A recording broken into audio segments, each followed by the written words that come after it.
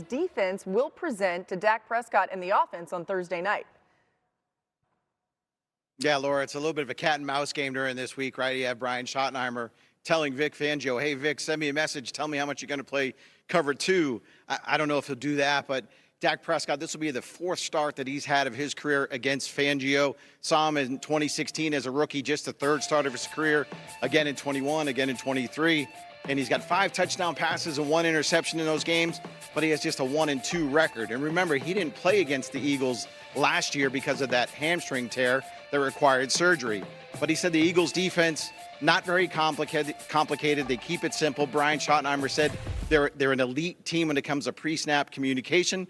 So Prescott knows that he's going to have to use his eyes, move people around, be decisive. And one thing he said, we want to be the aggressors. I go back to the 2021 opener against Tampa Bay when Dak's coming off that right ankle injury. First play of the game, a 28-yard go ball down to Amari Cooper. The Cowboys have CeeDee Lamb. They have George Pickens. We know they want to show them off. They just better have some answers for that Fangio pass rush. Yeah, I love it. That's a good reminder, Todd, and maybe a way to think about something other than Micah Parsons. So we appreciate you. Of course, the biggest story out of Dallas is still the trade of Micah Parsons to the Packers. I love it. Quarterback Dak Prescott and CeeDee Lamb spoke on the trade for the first time on Monday. I can't say I was completely surprised, but I definitely didn't think he was going to get traded. I'll say that. But just with the way that their negotiations went down, obviously, to some extent, I mean, hell, y'all were asking me questions. It seemed like it got personal in their hands. So, that's why I wasn't surprised. I wouldn't say it was easy for us to move on, nor would I say it's hard. It's just, it sucks. You know what I'm saying? It's just like a repetitive thought. As Michael being drafted here, I would have loved for him to finish his career and with a star on his helmet, but obviously that wasn't the case. But, yeah, man, that sucked. All right, well, welcome to NFL Live. You see Marcus Spears, Mina Kimes, Dan Orlovsky. We got the OG band back together. That means the season is almost here. Swag, let's look ahead to Thursday's game against Philly. What is the biggest question surrounding that Cowboys defense now that they're without Parsons? Well, I know one damn question they better not have is that stopping the run. And they come out the gate with one of the most difficult teams to try to show your new piece against in bringing in Kenny Clark. Listen, this is going to be a challenge. Even when you're good against the run, the Philadelphia Eagles had success against multiple teams last year. But the question is going to, and everybody's going to be paying attention to what are you going to do on third down situations? Are you going to be able to generate pass rush? Are you going to affect the quarterback? Can you find somebody to run down Jalen Hurts when he starts to take off in the pocket? Who will the guy be? They brought Dante Fowler back. You got Nealon. You got Ezraku. Who will the guy be that's going to generate pressure from the outside? Because in no way do I expect one individual to impact the game, especially in the passing game like Micah Parsons did for the Dallas Cowboys. Yeah, fella, for me, that's why this game's not really a referendum on is the Cowboys defense going to be improved, stopping the run. Kenny Clark has been there for 4 or 5 days. They're going against one of the, if not the best rushing football teams in the NFL, certainly one of the best offensive lines. So it's still a wait and see how improved the rush defense is. I would make the case that pass defense is primarily more important in today's NFL than rush defense.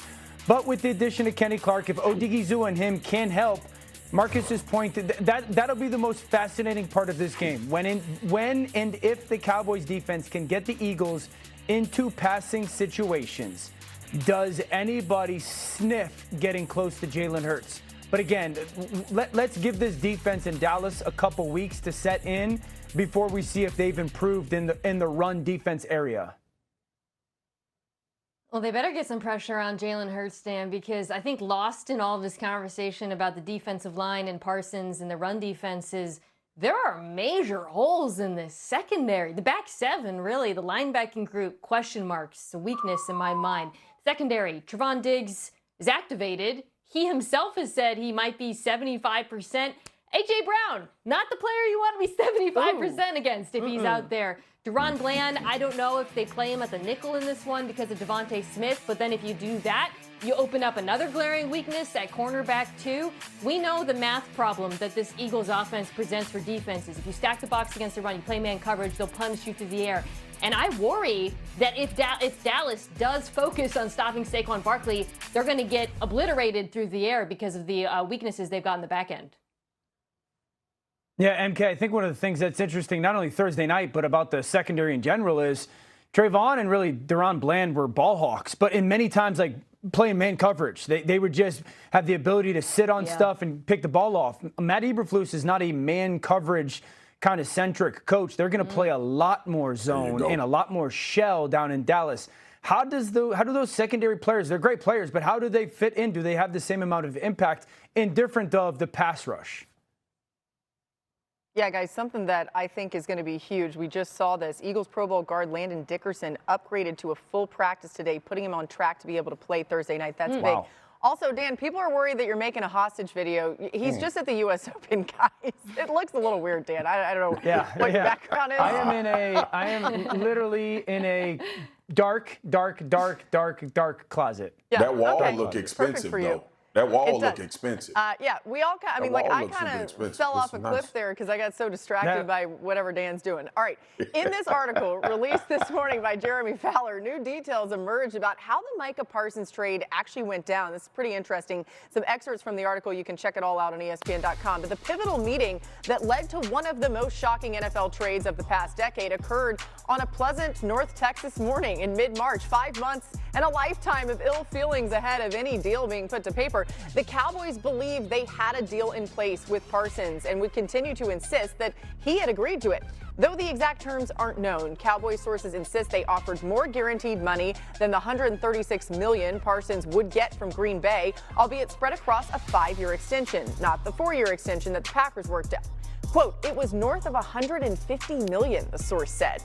To this day, Parsons' agency has never seen the final details or structure of the deal that Jones said he cut with Parsons. Parsons' agent, David Mulgeta, spoke to First Take this morning regarding the negotiations. He got a call from Jerry's assistant and was asked to come in to meet about leadership. So when he got back from his vacation, he came in and he gave him a call, told him he was back, he was ready to meet. At some point during that meeting that was represented to him was going to be about leadership, it turned into contract talk. And, if you're a 25-year-old football player and your boss, who happens to be the most powerful person in the NFL, starts talking about contracts, it's hard for you to end that conversation. So they had a conversation. Micah nodded his head out of respect. Obviously, there's a power dynamic that's a little different there. One guy is the owner of the team and the GM. And the other one is Micah Parsons, a young 25-year-old football player. So I'm not sure if there was a miscommunication there by the time Micah walked out, but at no point did Micah believe that he was negotiating a contract. Ooh, Swag, what do you make of all this in Dallas? It's so many layers, Boogie. But I have come to the conclusion that Dallas didn't want to sign Micah Parsons. And if they didn't, this is what people have been saying, is you should have made that decision earlier and maybe got more compensation. But all of this stuff that's coming out now is just like Boogie and Dio and Mina, we've all been in relationships, okay? The lady looks phenomenal and she cooks phenomenal. She does great things when you're in a relationship. The man look good. He smell good. He the best boyfriend ever. And then when you break up, ain't none of them worth crap. And somebody lying, right? That's always the case. So again, you think about all of the layers that have come across with this story. The bottom line is one of the best pass rushers in the NFL in their prime didn't get a contract extension from a team that he was the face of defensively. Ended up on a team in the NFC that you potentially have to meet in the playoffs if Dallas gets there. I expect Green Bay to get there. And now you had this whole thing with Jerry and David Mulgeta and not having conversations. Talk to my agent, all of the bad blood and the personal stuff. But if you didn't really have a plan to sign Micah Parsons and you kind of just belabored this thing to try to figure out what the narrative would be when it was all said and done, you played yourself, Dallas. You either should have got it done earlier, got the contract done earlier at a cheaper rate like Mulgeta alluded to a year ago, or you make the trade and you get more for Micah Parsons when more teams probably would have been involved in pitching their tent to try to get him into their organization. In turn, you end up with this situation where we're 5 days out from the start of the season. You playing the Philadelphia Eagles in the first game of the season, and nobody's going to think about anything other than your young premier defensive player did not show up. I just hope Philly don't put a 40 burger on us. Okay, well, listen, that's like, yeah, they should have put a ring on it. Micah being the person they should have put the ring on, and then in a relationship analogy, if we're going to continue that on, you know how it go. I know. So then the worst thing is then when the person that you didn't put the ring on, then they go and have a great performance on the other team, which Dallas is now potentially going to be in that situation. So let's turn our attention to that other team. What the Packers got here, present day. Micah Parsons is now a Packer. Still wild to see him out there. I mean, look at him out there in a different uniform. Sure enough, he's practicing. He's getting ready to go. There he is with Green Bay. Now, Sunday, they open the season against the Lions with their new defensive start. Mina, how do you see the Packers working Micah into their defense week 1? And Jeff Ashley must have woke up the happiest man on earth. That man cannot believe his luck. So Micah Parsons, there's many things that make him an amazing pass rusher. His speed is the first thing. He's got a great set of moves, but his alignment versatility is something that jumps out to me here. They're going up against the Detroit Lions team that is starting a rookie guard, a center who's a downgrade from the previous center, and then a second-year guard who looked promising last year. If I'm Hafley, I'm lining up Parsons on the inside. Not obviously, the bulk of his snaps, but you're definitely trying it because when he has done that, he has been devastating. And then suddenly he's getting doubled, tripled. That's opening opportunities for Rashawn Gary that he's going to have all season long, quite frankly. Lucas Van Ness, Edgerrin Cooper, who I think might be one of the best young blitzing linebackers in football, is going to have opportunities, unblocked pressures. So I wouldn't be surprised if we see some of that versatility from Micah early on, especially given the matchup against Detroit and the inexperience they've got on the interior of their offensive line. Well, MK, to your point, right? Lining Micah up in different spots, but also a 4-man rush where you don't have to jeopardize your coverage and you can dictate to defenses. This is why players get paid so much. This is why the TJ Watts and the Myles Garretts and the Micah Parsons get paid so much. Because teams come into games trying to figure out how in the hell are we going to stop this guy from wrecking our offensive game plan. And now you send him over to Green Bay where you have a defensive coordinator that showed vast improvement on this defense. Also, you got a lot of speed in which Mina alluded to. You start to play with that. You start to dictate. Dan and Mina and you, Boogie, have heard me say this all the time. The best defenses have the opportunity throughout games to dictate what they want the offense to do. And when you sign a guy like this that's opposite of Rashawn Gary, who, by the way, ain't just some sliced bread, he's one of the best rushers in the NFL as well. When you have both of those guys that you have to game plan for and stop from wrecking your game, now your defensive coordinator can be in a position to force the action as opposed to sit back and wait and catch. And a 4-man rush in the NFL is as premium as, guess what? Stopping the run. By the way, Marcus, this wall behind me is about as real as the color of your beard, fella. So just to clear up the background. But this is all in relation to Mike. Yours looking good. Yeah. Keep dreaming. That thing is painted on. You ain't never seen this in beard relation change to colors. Micah We've been together 10 years. The Packers. One, the pressure goes directly now to Devontae Wyatt and Carl Brooks because the same situation that many have kind of aligned Dallas with is like, are you going to stop the run to actually have opportunities to rush the passer? The Packers weren't great at that last year, and so those two interior players are going to have to step up, and I want to see some of the other young pieces. I think the second thing, MK Marcus, you know this, is when Micah was moved around in Dallas, it was often in man coverage situations, and it was an overload type. They were trying to bring more numbers than you could really handle. Hafley, one of his evolutions from the time really in San Francisco to last year was they started using a ton of simulated pressures in Green Bay. I want to see if they have simulated packages utilized for Micah already. If they are able to plug Micah in some of those simulated pressures where he bluffs and moves around and there's pick games inside. Because if they have that already, then this secondary that everyone's concerned about will play much, much better than people expect. I keep thinking about the Lions. They've had all the change in the offseason. They're preparing for the Packers, and they're like, oh, man, now we got to prepare for Micah Parsons. We weren't planning on that. Yeah. Also, Dan, you are the grayest of us all. Like, I'm realizing this. Everybody else, none of us are going gray. I think you're leading the charge there. I'm from Louisiana, Dan. Wow. I'm from Wow. Louisiana. This Wow. is how I'm probably it goes. the youngest of us all, too. No, I'm the youngest. That's it? It's I'm just 36. a Louisiana thing? All right, we're just getting started on NFL Live. The Chiefs and Chargers take In the center water. stage in Brazil this Friday. There is something in the water there, Swagoo. Will Kansas City's questions on offense finally be answered? Someone here thinks so. They'll explain why. Plus, the Bengals are known for their slow starts in September relatively recently. But can this finally be the season they hit the ground running? We'll talk about it next, and we'll give you our expectations. NFL Live is brought to you by Buffalo. NFL Sunday Ticket on YouTube TV. Just 3 days away from kickoff for the reigning AFC champion Chiefs, where they will play the Chargers from Sao Paulo, Brazil. Quarterback Patrick Mahomes talked about his expectations for the offense going into Week 1. Yeah, I think every step of the way so far, they've done a great job of getting better and better and kind of checking those boxes. And so this will be a great test for them. I mean, this is a prolific D-line with Khalil Mack and really all throughout. They got depth at edge, D tackles, and they were one of the best defenses in the league this last year. It's exciting. Definitely excited, to take the field with them, with all the guys, just ready to showcase what we could do. So, Mina, as we look into this Week 1 matchup, how can this Chiefs offense take advantage of the Chargers defense even without Rashee Rice? I think this is an interesting one because in my mind, Kansas City needs to do a couple of things they weren't great at last year. One, explosive runs. I'm looking at this Chargers defense. They were solid against the run last year, but the loss of Poona Ford looms large. They love to play with light boxes. He had the most run stops of any defensive tackle on the team. I think that's a weakness Kansas City can exploit if Isaiah Pacheco looks more explosive than he did last year.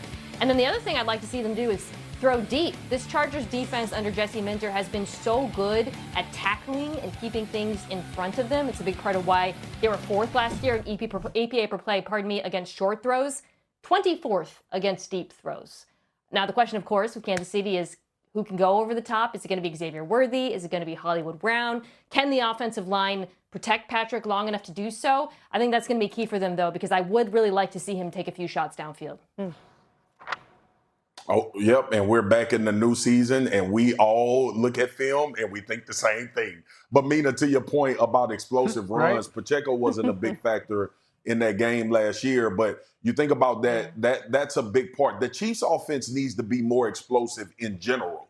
They weren't a very explosive offense last year, and something that we had got used to early in Pat Mahomes' season. I'm sure they want to bring that element back. But also protecting him, which is going to be the question for the Chiefs going forward. They Chargers sacked him 3 times last year. I think Bud Dupree had 2, and they split one on a pressure. I'm sure they're gonna want to try to take care of that and hopefully exploit a matchup. You got young Simmons in there, and you think about this offensive line for Kansas City. The last time they walked off the field, they were destroyed. And I know it's not the same one, but Andy Reid was there and Pat Mahomes was there. They're going to try to correct some of those things. And when the Chiefs have been good, as much as we get enamored with their quarterback and their ability to push the ball downfield, they are very explosive in the run game and timely runs and even the screen game as well. The Chiefs' offense needs to change. The reality is the Chiefs' offense needs to evolve. The team that lost 1 game last year and went to the Super Bowl, it needs to change. Because Mina's point is correct. Okay, they want to get more explosive, take more shots down, and hit more shots down the field. You can't do that in today's NFL if you aren't play-action pass-centric or have a freak on the outside. We know that they don't have a guy on the outside that is that problem. So how much play-action pass are they going to do, and how much does the new side or left side of that offensive line help them do that? Those are 2 new players at those positions playing together. How good those 2 young players, Kingsley and Simmons, play together is going to determine how much they can hold on to the football. I'm of the belief, as great as Andy Reid is and as smart as Matt Nagy is, this offense schematically needs to evolve. You cannot create explosive plays on a consistent basis.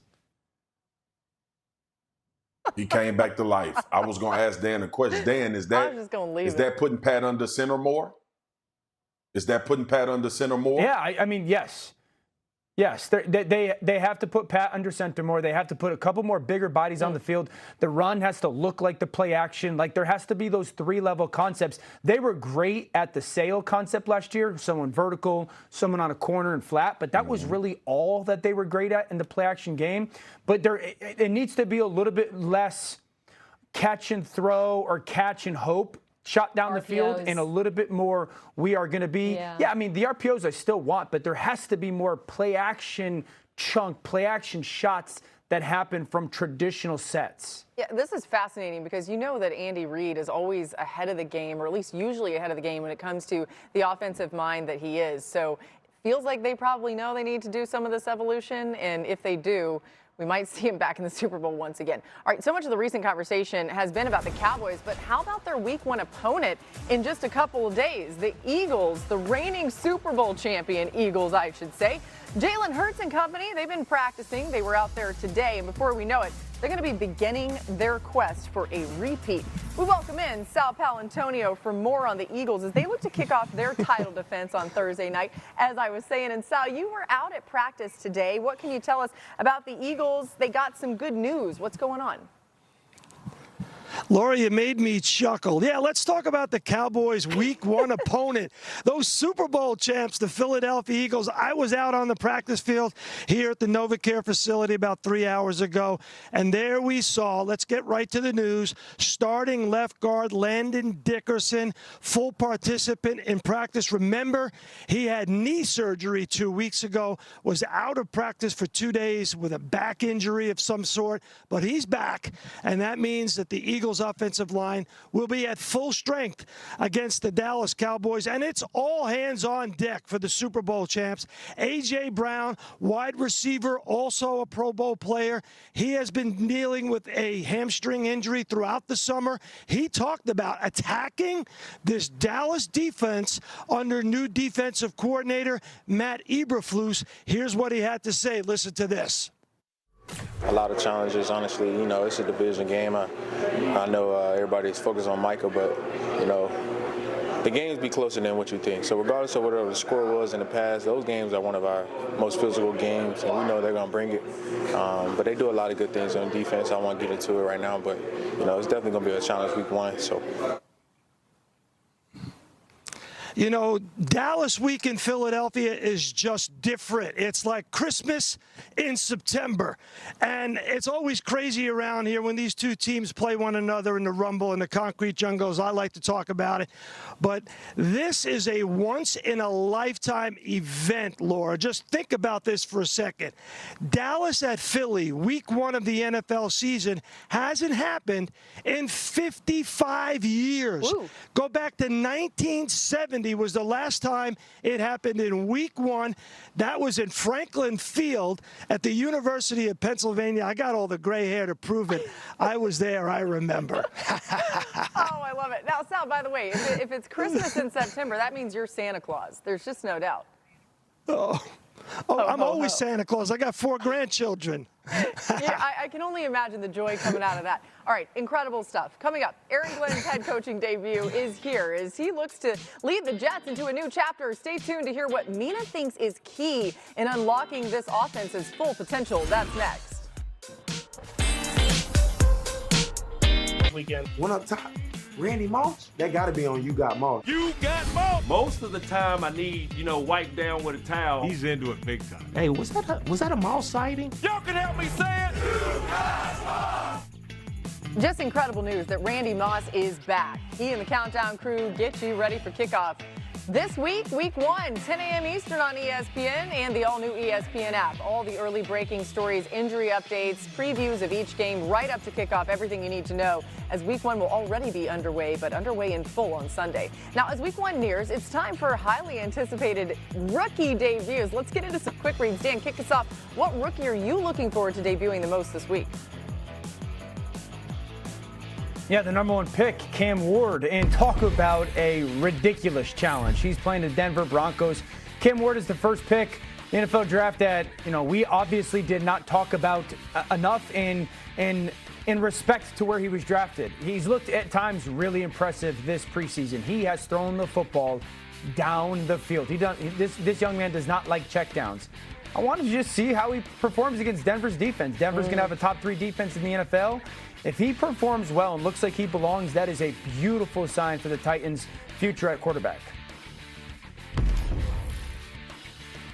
How can you not be excited about Travis Hunter? I mean, potentially we're seeing history with him playing on both sides of the ball. But I'm going to focus on offense, which I think is going to be his primary focus in this first outing.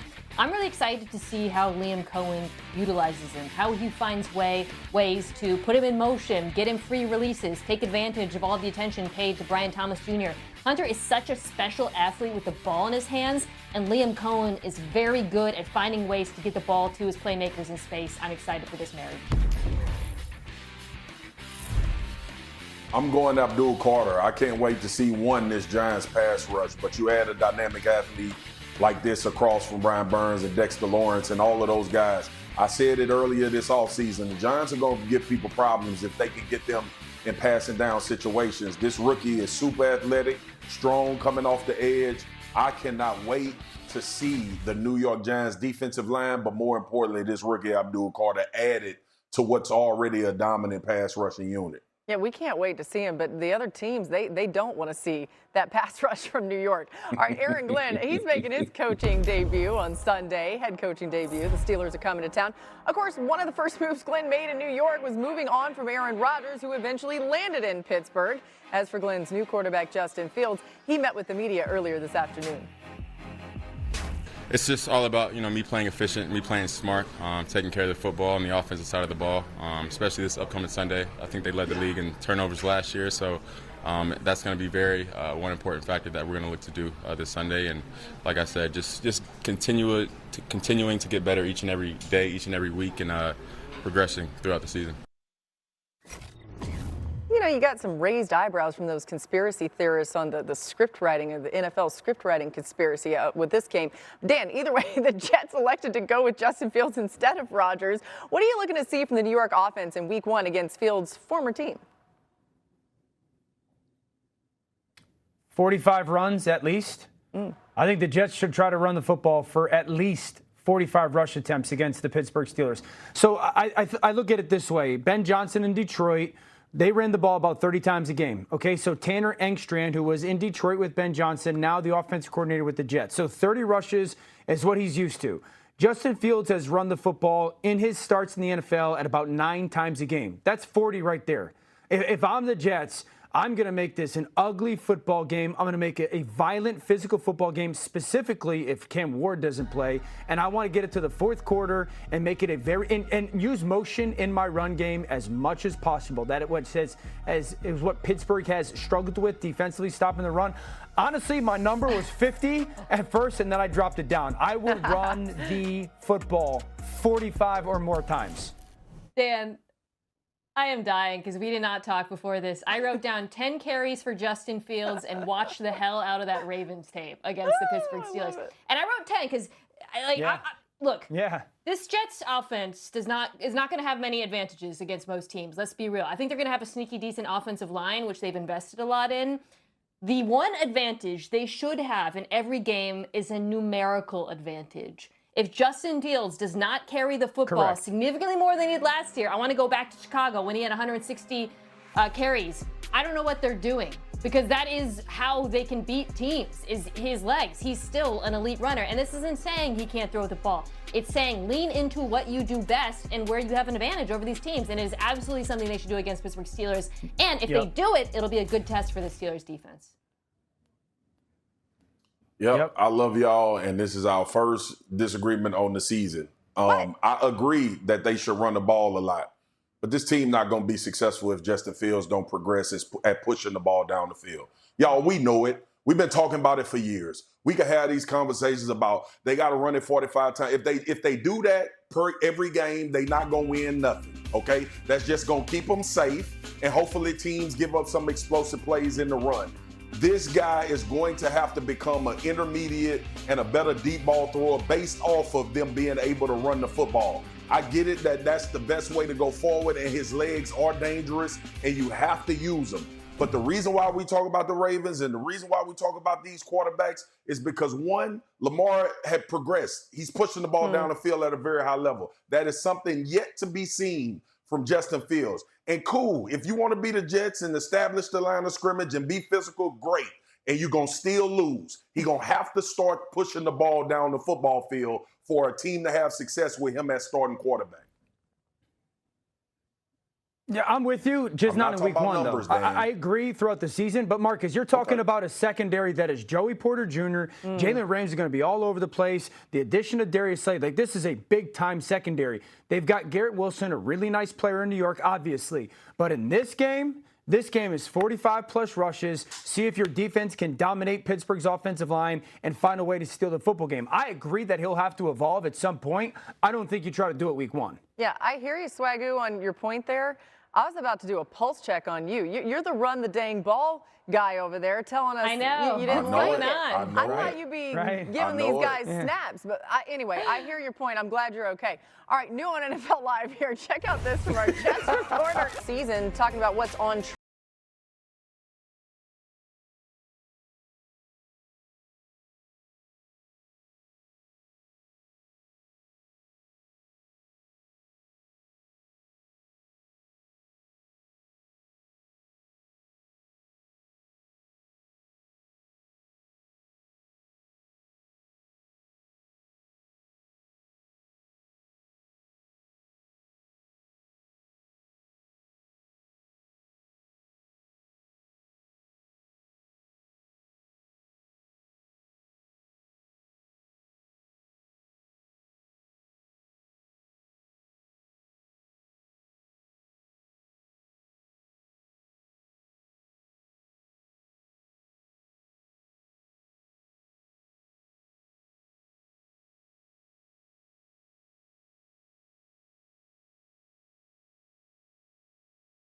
where Rams head coach Sean McVay told reporters that quarterback Matthew Stafford, who's missed much of camp with a back injury, is expected to start Sunday's opener against the Texans.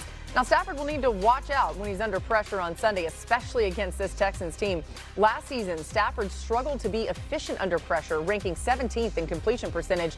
Texans defense allowed the lowest completion percentage when pressuring the quarterback. Dan, do you expect Stafford to break this trend in week one? No, not against this defense. This could be the fastest defense in the NFL with the Houston Texans. And for everything that the Rams did good offensive last year and really their offensive line, they really struggled in pass protection on third down. And so if I'm Sean McVay, to avoid this trend, I'm crazy aggressive on first and second down in this football game. I do not want to get to third and obvious passing situations against this pass rush. I'll reiterate it. The Houston Texans could have the fastest defense in the NFL. Stafford, you don't want to see that on third downs. Let's go to Cincinnati, where the first few weeks of the season have not been kind to the Bengals. Starting with Joe Burrow, who's 1-9 as a starter in week 1 or 2, the second worst win percentage since 1950. Now turn the clocks back a year to since 2019. Zach Taylor 1-11 as head coach in week 1 or 2, the worst win percentage in NFL history. So not good. Marcus, will the Bengals be able to break this trend of slow starts this season? I believe they'll break the trend, and they better. I mean, you got an in-division opponent in the Cleveland Browns. Also, you sacrificed about $600 million on the field during the preseason, so you can break this trend. It better pay dividends for this football team. The scary part is the defense didn't look great. But fortunately, you're playing Cleveland, who shouldn't be a great offense either. So Joe Burrow, Jamar Chase, T. Higgins, and this offense will have to lead the way, and hopefully those reps that they got in the preseason prepares them to get a W in week 1. Goodness, at least they signed Trey Hendrickson. All right, still to come, Patrick Mahomes and the Chiefs take their talents to Brazil for a clash with the Chargers. But will KC's